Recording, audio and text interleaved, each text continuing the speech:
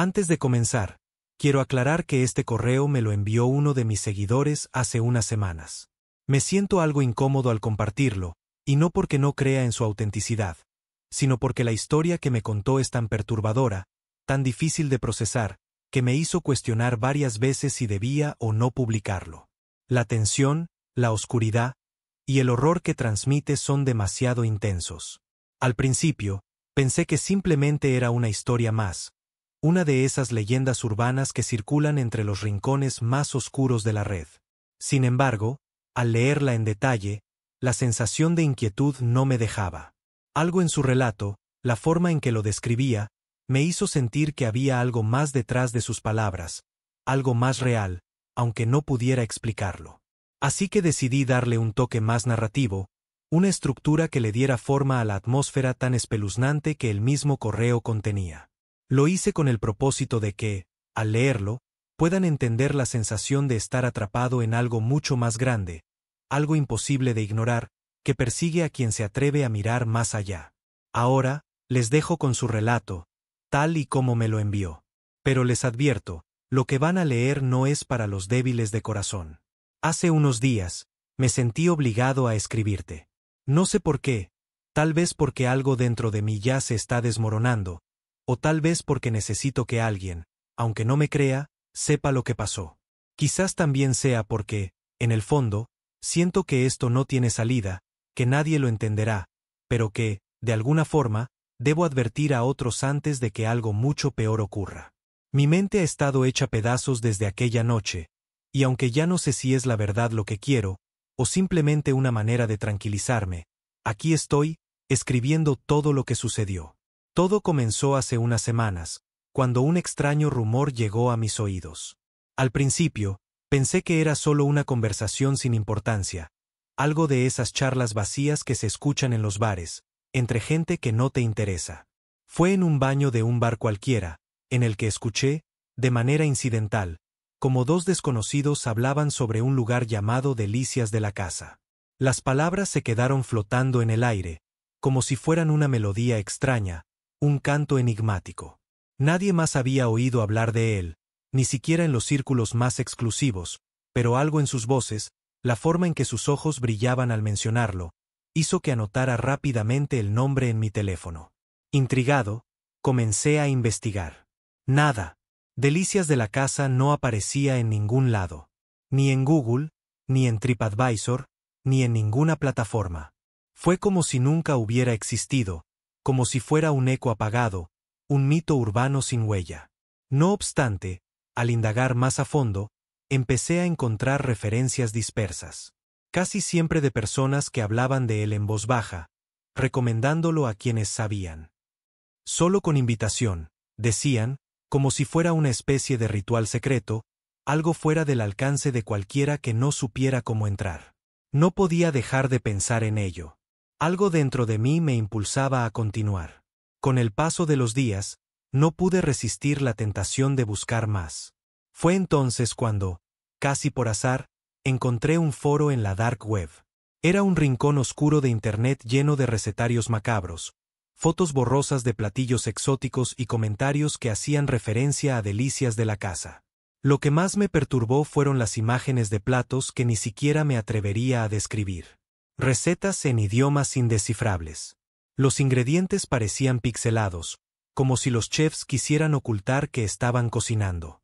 Algo me decía que no debía seguir, que debía cerrar la ventana del navegador y alejarme. Pero la curiosidad, esa necesidad de saber, me empujó más y más lejos en ese laberinto virtual. Con el código que obtuve del foro, finalmente me sentí listo. Decidí ir. La noche en que fui al restaurante, algo extraño se apoderó de mí. El aire se volvió frío, tan frío que pude sentir como mi respiración se volvía espesa. No había cartel ni señales que indicaran que estaba sucediendo. Solo una puerta negra, sin ningún adorno, con una aldaba de hierro en forma de mandíbula humana, como si fuera la entrada a otro mundo. En ese momento, la sensación de incomodidad se apoderó de mí. Miré alrededor. Nada parecía encajar. Ni siquiera los transeúntes se veían normales. Nadie pasaba cerca. Solo una quietud extraña, opresiva. Al entrar, un vacío helado me envolvió. El lugar era pequeño, oscuro, con una luz tenue que emanaba de velas extrañas en las paredes. No aceptaban tarjetas, solo efectivo, lo que no me sorprendió, dada la naturaleza clandestina del sitio. Tampoco había un menú, solo una servilleta blanca, un cuchillo y un tenedor sobre la mesa. No me ofrecieron beber ni hablaron de opciones. Simplemente me sentaron. Fue entonces cuando ella apareció. Una mujer alta, delgada, con una mirada vacía, como si estuviera perdida en algún lugar muy lejano.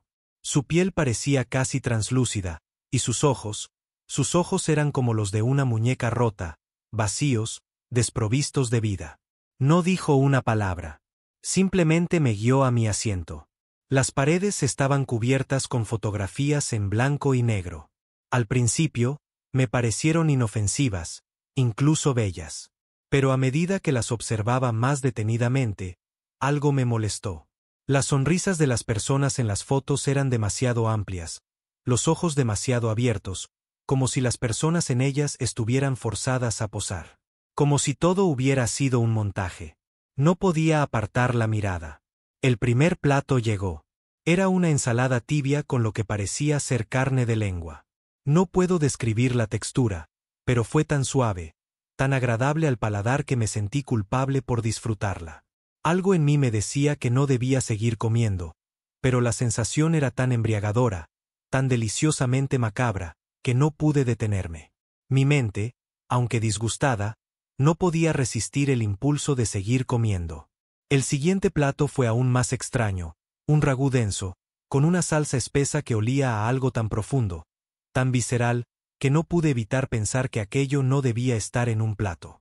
Pero lo probé. Y lo devoré. Mientras comía, algo comenzó a inquietarme aún más. Los ruidos de la cocina. Gemidos. No eran los ruidos normales de una cocina, ni los de los utensilios. No. Eran gemidos humanos. Gemidos ahogados. Gemidos que no podían ser confundidos con nada más. Terminé el postre, una mousse grisácea que, al principio, parecía inofensiva. Pero dentro, había algo blando, algo como un corazón, algo que se derretía en mi boca de una manera perturbadora, casi como si estuviera siendo invitado a degustar algo que nunca debería estar allí.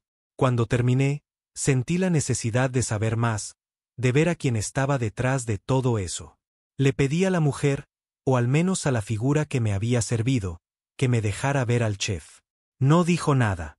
En silencio, me condujo por un pasillo largo, oscuro. Cada paso que daba me sumergía más en una sensación de asfixia. El aire se volvía más denso, más pesado, como si respirara algo más que oxígeno. El olor era insoportable, algo entre sangre, orina y muerte. La sensación de claustrofobia me invadió mientras avanzaba, hasta que finalmente se detuvo frente a una puerta metálica. La abrió sin ninguna ceremonia. Dentro había una habitación enorme, iluminada con luces frías, quirúrgicas, como si estuviera en una sala de operaciones, pero sin ninguna asepsia. La mesa en el centro era de acero inoxidable, reflejando la luz de manera cruda y clínica. Sobre ella yacía un cuerpo, o lo que quedaba de él. El hombre estaba desnudo, sin brazos, sin piernas, sin ojos. Su pecho subía y bajaba lentamente, y aún estaba vivo, respirando en agonía. Del cuello y el abdomen salían tubos gruesos, y podía ver cómo algo viscoso fluía a través de ellos, succionado por las máquinas. Había una calma inquietante en el ambiente, una atmósfera densa que me impedía respirar con normalidad. Lo que me perturbó aún más fue lo que había escrito en su espalda, con un rotulador negro. Marcaban lomo, entraña, costilla, solomillo. Como si ese hombre fuera una pieza de carne, un corte que se podía identificar, dividir, consumir. Me sentí mareado, pero no pude apartar la mirada. La repulsión y el asco chocaban dentro de mí con una curiosidad morbosa. Era imposible no ver lo que había allí, como un animal de carnicería expuesto. La habitación olía a algo mucho más profundo que la muerte, algo más cercano a la abyección, como si el aire estuviera impregnado de la descomposición misma. Mi estómago se retorció, y comencé a dar pasos hacia atrás, buscando desesperadamente algo en lo que aferrarme. Fue entonces cuando vi un refrigerador industrial en una esquina, su puerta de metal fría y ajada. Lo abrí con manos temblorosas y lo que vi me hizo dar un paso atrás. Mis piernas se tambalearon. Bandejas. Muchas bandejas. Bandejas llenas de carne humana. Cada una etiquetada con un nombre. Pero lo que me paralizó fueron las descripciones escritas junto a ellas. Descripciones que destilaban una brutalidad tan insensible que me hizo cuestionar la propia naturaleza humana. Lucía, ternura excelente. Buen balance de grasa. Marco, algo nervioso, cocinar lento. Rubén, muy suave, ideal para postre. Y entre ellas, algo que no pude comprender. Un rostro humano. Los ojos aún abiertos, la piel cuidadosamente colocada sobre el cráneo, como si alguien la hubiera arrancado con precisión y luego reposicionado, para que pareciera normal, para que pareciera una máscara. Una piel desgarrada, conservada como un objeto de arte macabro. El horror se me acumulaba en la garganta, y no pude controlar mi estómago. Vomité, pero lo tragué sin querer, paralizado por el terror que se me atragantaba. Antes de que pudiera reaccionar, escuché un sonido metálico. Un afilador. Giré lentamente y lo vi. El chef. Pero no era un chef. Ya no lo era. Llevaba un delantal hecho con piel humana, los tatuajes visibles aún sobre ella, las marcas que alguna vez fueron su cuerpo. Su rostro estaba cubierto por una máscara hecha con otra cara humana, los ojos aún abiertos, vacíos, como si todo rastro de humanidad se hubiera esfumado de él. La carne pegada a su cuchillo brillaba con una humedad enfermiza, como si la sangre no dejara de fluir, incluso ahora. ¿Te ha gustado la cena?, dijo, como si estuviera hablando de algo trivial, como si no importara lo que acababa de hacer. Su voz era melosa, arrastrada, cargada con una burla que me heló los huesos. No todos los días uno se come a sí mismo, ¿eh? Fue entonces cuando todo encajó. La textura, el sabor, el regusto amargo que había quedado en mi boca después de la cena. Recordé algo que había estado olvidando, algo que había tratado de desechar de mi mente. La cicatriz en mi costado. Recordé el día que me abordó una mujer en el metro. Un pinchazo en el brazo. Pensé que era un robo fallido, un intento torpe de hurto. Pero no. Me habían extraído tejido, grasa, músculo, y me lo habían servido. El horror me envolvió. Grité, pero nadie me oyó. Nadie nunca me oye. Solo los cuchillos. Solo los tubos. Solo el murmullo sordo del horno que parecía respirar en la oscuridad. Me lancé hacia la puerta, corriendo, tropezando. Mis pies apenas tocaban el suelo, el sudor recorría mi frente, mi respiración era errática, desesperada. No podía pensar, no podía sentir nada más que el impulso primitivo de escapar, de huir. Cada vez que miraba atrás, veía la silueta distorsionada del chef, su figura al acecho, como si estuviera persiguiéndome.